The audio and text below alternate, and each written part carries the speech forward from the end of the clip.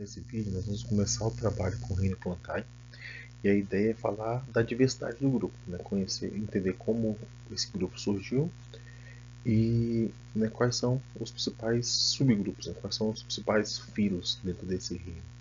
Só lembrando que no caso do reino vegetal, Reino Plantae, não se usa a expressão filo, se usa mais a expressão divisão, tem o mesmo significado do filo, são grupos abaixo do reino.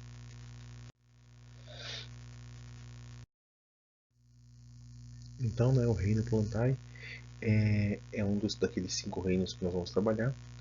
Ele é um reino formado por organismos eucariontes, ou seja, que tem células com núcleo definido, com núcleo individualizado por membrana, e tem também organelas envoltas por membrana, como mitocôndria e no caso aqui também os cloroplastos. Todos os membros desse reino são pluricelulares, ou seja, são formados por mais do que uma célula, células diferentes, formando equipes de trabalho. E todos eles são autótrofos. Isso significa que eles fabricam o próprio alimento. Por meio, no caso dos membros do reino Plantae, eles fabricam o alimento por meio da fotossíntese. É claro que existem exceções dentro do reino, existem plantas que não fazem fotossíntese, plantas parasitas como o cipó-chumbo, por exemplo, mas eles são exceções à regra. O padrão é que os membros desse reino sejam autótrofos. Aqui, essa imagem ela mostra maneiras diferentes de se observar o reino Plantae. Há várias maneiras de definir o reino Plantae. A abordagem mais comum é agrupar o reino Plantae somente membros terrestres, os grupos que conquistaram o ambiente terrestre. Mas existem outras abordagens também que englobam, junto com as plantas propriamente ditas, as algas do grupo das clorófitas, das algas verdes, porque eles têm uma origem em comum. A clorofila, a clorofila que existe dentro dos cloroplastos das células das plantas, ela é muito parecida com a clorofila que existe nas algas verdes, que por sua vez é diferente das clorofilas das algas marrons, das algas pardas e dos outros grupos de algas unicelulares. Algas marrons e pardas são mesmo, desculpa, algas marrons e algas vermelhas. Então, existe uma abordagem que é chamada de reino Viridiplantae, que engloba as plantas e também as algas verdes. Por quê? Porque todos esses seres vivos, todas as plantas e as algas verdes, possuem o mesmo tipo de clorofila. O que está circulado aqui, os grupos circulares de azul, são os que nós vamos considerar como membros do reino Plantae. São as quatro grandes divisões nesse reino. Algumas não são divisões verdadeiras, As pteridófitas, por exemplo, são divididas em vários grupos, com várias divisões diferentes que estão aqui agrupadas como pteridófitas. Mas, a grosso modo, nós vamos trabalhar com esses quatro subgrupos dentro do reino Plantae. Essas são as plantas terrestres, são conhecidas como embriófitas, é o nome mais técnico. São as plantas, são seres vivos dentro do reino Plantae, na abordagem mais ampla, que possuem embrião, conseguem fabricar embrião, então tem formas esporófitas e gametófitos. Nós vamos detalhar um pouco mais desses termos nos próximos vídeos. E aí, dentro do reino Plantae, existe uma outra divisão também que engloba só esses 3 outros grupos, as pteridófitas, gimnospermas e angiospermas, como plantas que possuem vasos condutores de seiva. As briófitas, que são o grupo dos musgos, eles não vão ter esses vasos condutores de seiva. O transporte de água ocorre célula a célula, por isso são plantas bem menores e têm um habitat mais restrito. A presença dos vasos condutores aumentou a capacidade das plantas de dominar ambientes diferentes.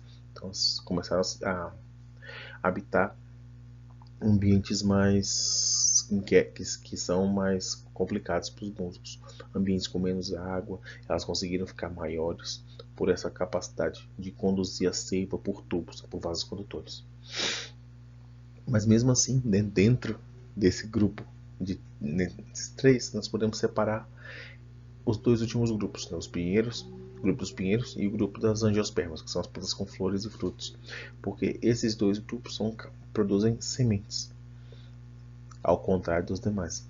As pteridófitas, o grupo das samambaias, apesar de elas terem vasos condutores, a reprodução delas ainda depende do ambiente aquático. A reprodução ainda depende de água para ocorrer, do transporte dos gametas. Então, isso também restringe um pouco a capacidade desse grupo de habitar ambientes mais secos, porque elas ainda vão precisar de um local molhado para ocorrer a reprodução. Isso não é necessário entre as gimnospermas e entre as angiospermas, porque assim, o mecanismo de transporte do pólen, né, os gametas masculinos, ele é independente da água. E por sua vez, elas fabricam sementes para guardar o embrião, e esse embrião vai ter, assim, tem uma chance maior de se transformar numa planta por ter essa semente que o protege e que o alimenta, que fornece os nutrientes que são necessários para que ele germine, para que o embrião se desenvolva, né, a semente germine e dê origem a uma nova planta. Aí, aqui nesse slide, vai ser o nosso último, eu estou mostrando os exemplos de representantes dos quatro grupos, dos quatro subgrupos do reino plantar. As briófitas, né, esse grupo é formado pelos musgos, hepáticas e antóceros, são as plantas mais simples. O segundo grupo, o grupo das pteridófitas, os principais representantes são as samambaias, as avencas, os xaxins e as cavalinhas. Então são plantas, muitas delas são plantas ornamentais. Então são plantas muito comuns no nosso dia a dia. As briófitas são plantas de ambiente mais restrito, elas precisam de um lugar mais úmido e com pouca incidência de luz solar. As samambaias e os outros membros das pteridófitas já são plantas mais resistentes e em muitos casos são usadas como plantas ornamentais, né, dentro e fora de casa. As gimnospermas, que o principal representante desse grupo são os pinheiros, mas também tem outros membros, né? É um grupo muito diverso, tem várias plantas muito diferentes entre si, estão agrupadas aqui pelo fato de todas essas plantas fabricarem sementes, mas sem a existência de frutos. Esse gimnosperma significa sementes nuas, que é a estrutura que fabrica a semente, ela a fabrica e a protege por um tempo e depois solta essa semente no ambiente. Não existe um fruto para guardar e proteger a semente, que é comum no grupo das angiospermas. Então, por mais que sejam plantas muito diferentes entre si, todas elas conservam essa característica de fabricarem sementes, porém sem a necessidade de frutos. E o último grupo, for faltando, das angiospermas, são as plantas completas, as plantas que têm 6 partes: raiz, caule, folha, flor, fruto e semente. Nós vamos ter nesses grupos, né, esse é o maior de todos os grupos, a maioria das plantas que existem estão nesse grupo das angiospermas, e assim, os representantes importantes são vários, aqui eu listei só alguns. As gramíneas e as bromélias, né, representando um grupo dentro das angiospermas muito importante, são das monocotiledôneas, são as sementes que têm só um reservatório de um cotilédone, nenhuma folha modificada, que funciona como reservatório de nutriente para o embrião.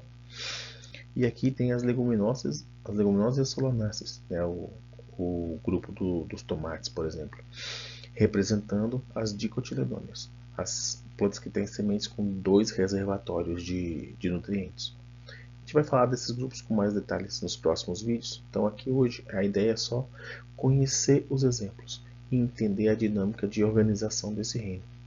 Então vamos trabalhar com esses 4 grupos e para as próximas atividades nós vamos detalhar cada um desses grupos. Espero que tenha sido útil para vocês, espero que tenha sido proveitoso e até a próxima.